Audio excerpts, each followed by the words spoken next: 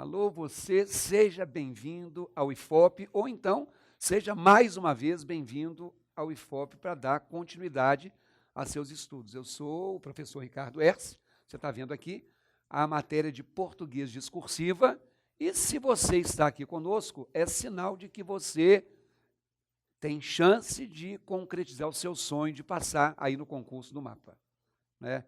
E aí agora é que nós vamos lidar com um aspecto que, ao mesmo tempo que é prático, ele é um aspecto que amedronta muita gente, porque a gente não está acostumado a escrever. Você, às vezes, tem até uma prática profissional, você até é autônomo, você até, eventualmente, dá aula, mas isso não quer dizer que você saiba colocar o seu conhecimento dentro de uma forma. Então, foi pensando nisso que nós formulamos esse curso, para que você tenha algumas diretrizes para encarar essa segunda fase do seu concurso, né? E aí, quando a gente fala nesse encarar a segunda fase, você já sabe que vai, aspas, concorrer para ser o melhor de 3, porque, em tese, vão fazer essa prova 3 vezes o número dos candidatos para aquelas vagas disponíveis. Então, significa assim, eu tenho que eliminar 2. Mas você não tem que entrar com essa preocupação, eu tenho que eliminar. Você tem que entrar com a preocupação e com o compromisso de ser o melhor que você puder dentro da atribuição que foi conferida a você. E aí, quando a gente fala de uma prova discursiva, nós vamos dividir o nosso momento em 3, né?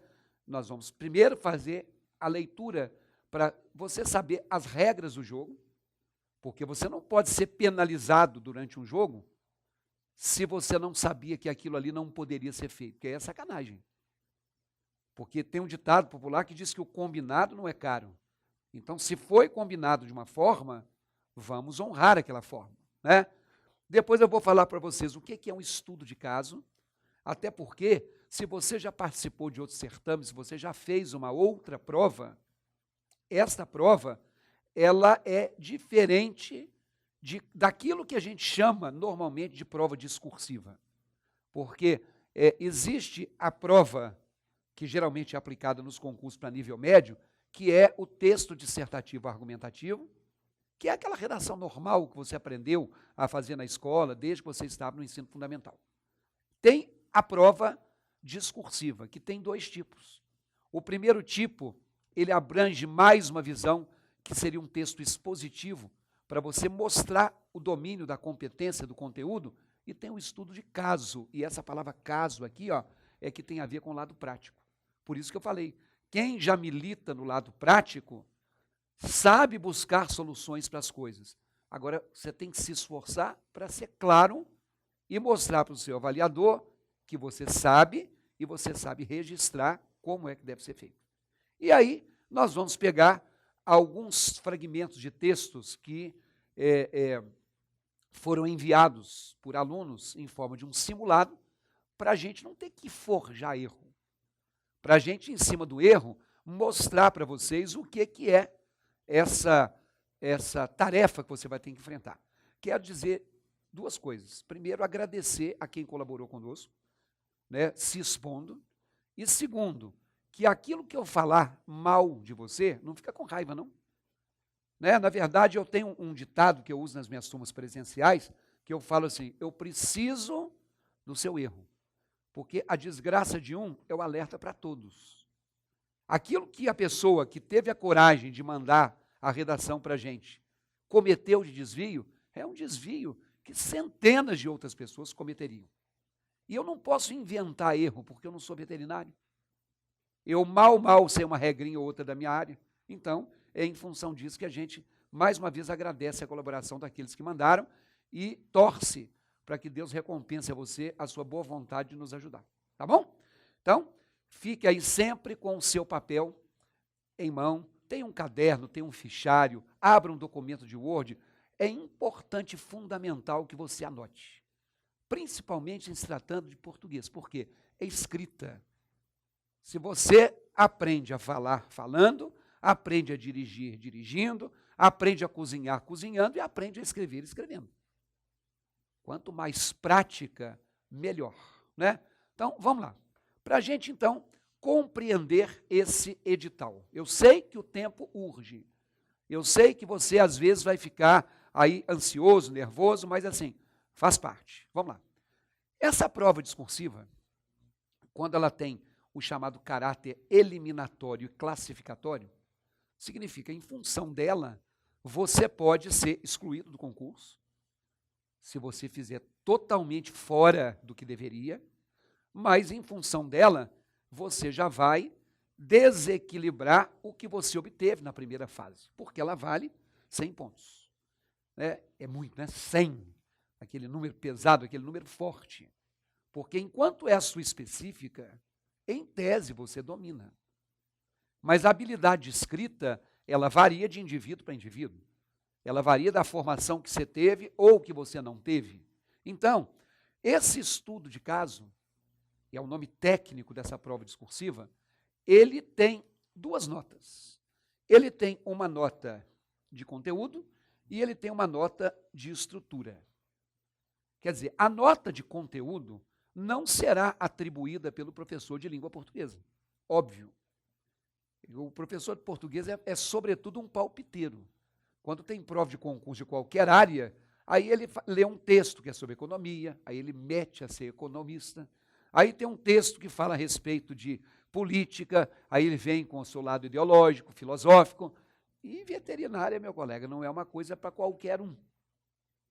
Não é só da pessoa ter assim, o doutor na frente, só ter assim, médico veterinário, a gente tem que, né?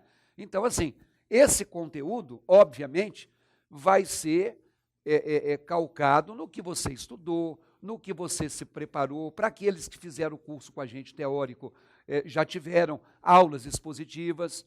Para quem já milita na área, vai ajudar muito.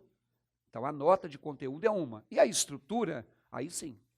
Depois que o texto que você escreveu passar pelo crivo de um avaliador específico da área, aí ele vai para a mão do professor de língua portuguesa para que ele leia esse texto que você tem que ter situado entre 45 e 60 linhas. Vamos combinar que 60 linhas, para quem não sabe, é uma eternidade. Agora, olha, vamos parar de querer dar golpe, tá? Não fique enchendo linguiça, porque tem gente que tem técnica de encher linguiça. Não é essa questão da técnica. Deixa eu te falar uma coisa de cara, para você não fazer, para você não passar vergonha. O cara coloca assim, papapá, papapá, papapá, ou seja, popopô, popopô, popopô. O que o cara escreve depois de ou seja, o que o cara escreve depois de isto é, o que o cara escreve depois de quer dizer, chama-se enchimento de linguiça. O nome bonito disso é assim, defeito de circularidade. Olha que negócio bonito. O que é um defeito de circularidade? O sujeito roda, roda, roda e não sai do lugar. Eu não preciso achar que o meu avaliador é débil mental. Eu não preciso achar que ele é trouxa, que ele não sabe o que você está falando. Então, quando você fala assim, ou seja, ou quando se fala assim, quer dizer, você vai só repetir quantas palavras para atingir isso aqui, ó. Faz isso não. Você tem que ter habilidade e tem que ser objetivo. O que você escreveu tem que ser pum. Escrever 60 linhas é de conteúdo aproveitável e não repetido. Mas eu falo disso depois. Tá? Segunda coisa, o que é, afinal de contas, um estudo de caso? Se você procurar na literatura especializada, eles vão dizer que isso aí é um instrumento, assim como uma ata é um instrumento, assim como um contrato é um instrumento, só que é um instrumento pedagógico, portanto didático, que tem uma questão avaliativa, que vai apresentar um problema mal estruturado. Você já viu assim, ó, isso aqui é um caso clínico. Fulano de tal é um caso psiquiátrico. Nossa, isso aqui é caso de polícia. Tem até aquele programa Casos de Família, que é uma baixaria violenta. Eu sei porque eu assisto, eu sou fã de coisa que é baixaria. Então, o que é um problema mal estruturado? É um problema. E um problema mal estruturado é aquele que não tem uma solução pré-definida. Por exemplo, você é veterinário. Chega até você trabalha com animal de grande porte. Geralmente, quem trabalha com animal de grande porte não é a montanha que vai a Maomé, é Maomé que vai à montanha.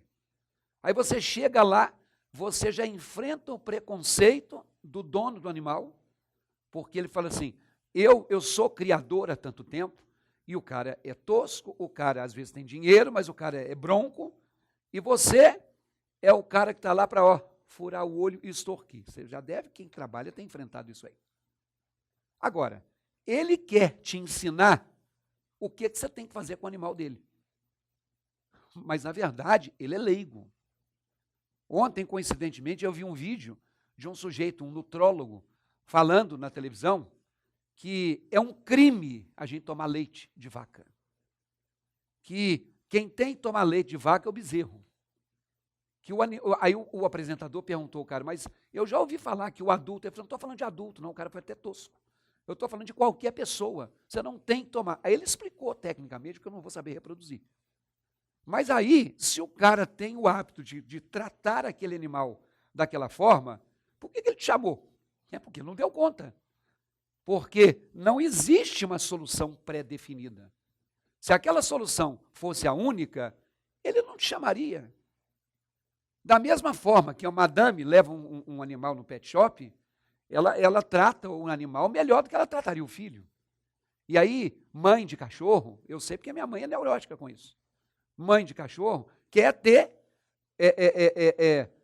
o esclarecimento total. E não adianta você explicar tecnicamente. Aliás, se você trata daquele cachorro, com um certo tempo, como o cachorro da minha casa, você não tem que ficar mudando. Qualquer coisa eu ligo para ele, é igual a mãe ligando para a pediatra. Ele já sabe, ele conhece o histórico do animal. Agora, não é toda doença que é previsível.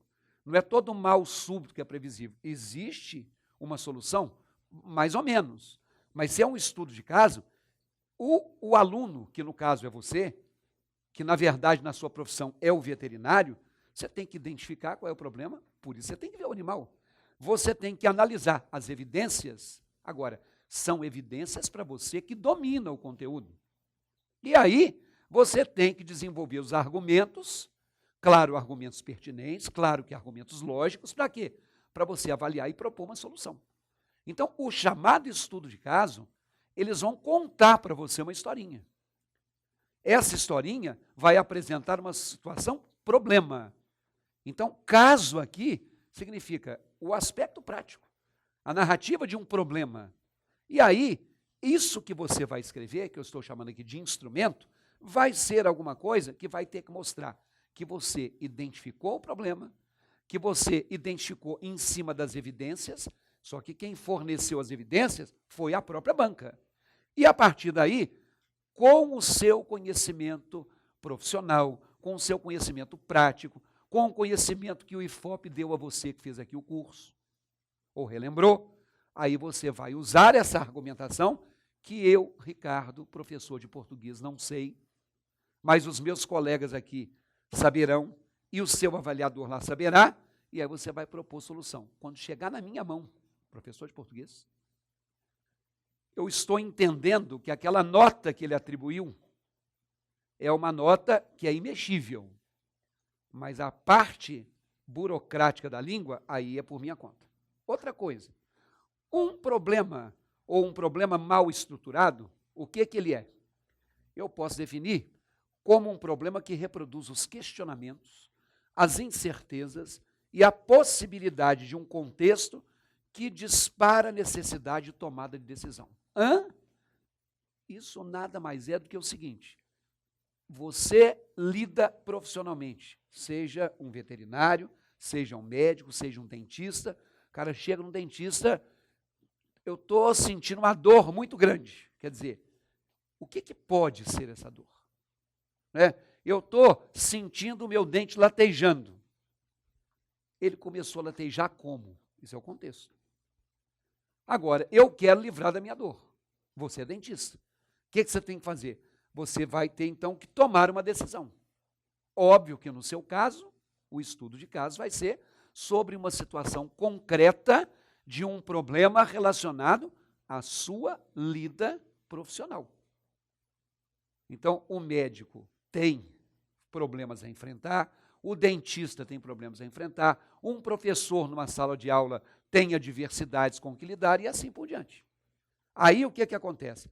Esse processo de se chegar a uma decisão, o que é a decisão?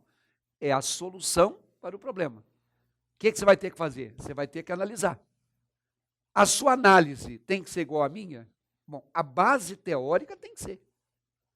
Mas a maneira do meu procedimento é isso que eu estou chamando aqui de uma discussão individual. E aí, quando você pega tudo isso, você vai pegar o que o senso comum prega, o que a teoria vai te respaldar, e aí você vai analisar o que te falaram, confrontar com o seu conhecimento, e aí, de maneira crítica, você vai desenvolver um argumento. Então, assim, não tem solução padrão. Ah, eu estou com dor de barriga, tome isso. Isso não adianta. Ah, eu estou com febre, toma um antitérmico. Aí a febre diminui, daqui a pouco ela persiste. Tem uma outra causa. Né? Aí, não, vou aumentar a dose. Não é aumentar a dose. Se você está tomando um antitérmico e não está resolvendo, vamos buscar, tem uma infecção. Então é isso, você tem que descobrir qual é o problema, o que está de errado e o tempo todo buscar soluções, mas calcado numa teoria que você estudou. Tá bom? Daqui a pouquinho, então, nós vamos continuar mostrando que condução, que direcionamento você tem que ter. Tá bom? Até já.